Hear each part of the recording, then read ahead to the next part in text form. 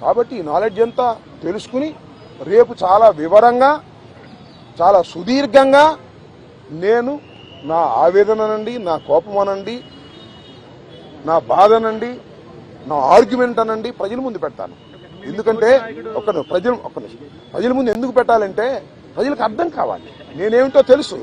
అయినా ఇప్పుడు జరిగినటువంటి సంఘటనలో చాలా పత్రికలు రాస్తున్నాయి కదా నా మీద, వాటన్నిటికీ ప్రజలకు చెప్పుకోవలసినటువంటి బాధ్యత నాకు ఉంది. కాబట్టి రేపు చాలా క్షుణ్ణంగా చెప్తాను. చెప్పండి.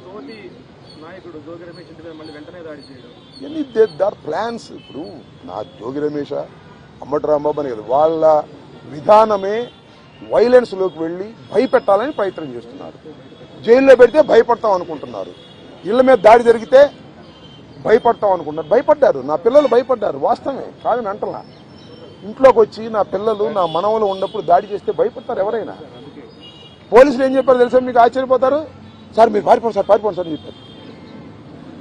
రక్షించాల్సిన పోలీసులు ఆ గంగా వెంకటేశ్వర ఆయన తెలుగుదేశం ఆయన పారిపోండి సార్ అంటాడు. మీరు గోడ దిగి వెళ్తారా అని చెబుతున్నాడు నన్ను.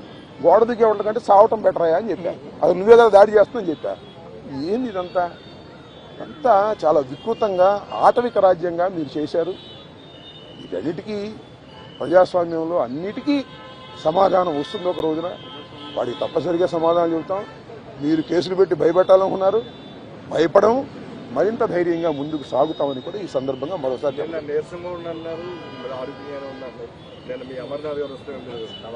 ఆయనకి అట్లా కనపడ్డానేమో. నేను నీరసంగా ఎప్పుడూ లేను, లోపల ఏది ఇబ్బంది పడలేదు. కాబట్టి బాత్రూమ్ దగ్గర జారి కొద్దిగా పడ్డాను, నా అంతా నేను ఎవరి తప్పు లేదు. ఆ బాత్రూమ్లు అన్నీ ఉంటాయి కదా, మనం అలా ఉన్నాయంటే జైల్లో ఎలా ఉంటాయి అలాగే ఉన్నాయి.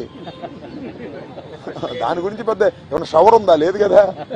So I don't care all these things.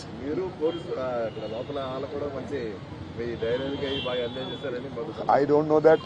ఇప్పుడు నేనైతే ఒకటి, ధైర్యాన్ని వీడలేదు, వీడను, ప్రాణాలకి తెగించే ఉన్నాము.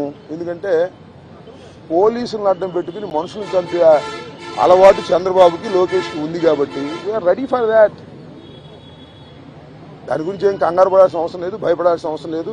జైల్లో పెడితే భయపడిపోతాం అనుకునే పిచ్చి వాళ్ళు, జైల్లో పెడితే మరింత ధైర్యంగా పోరాడతామనే విషయాన్ని తెలుసుకోవాలి.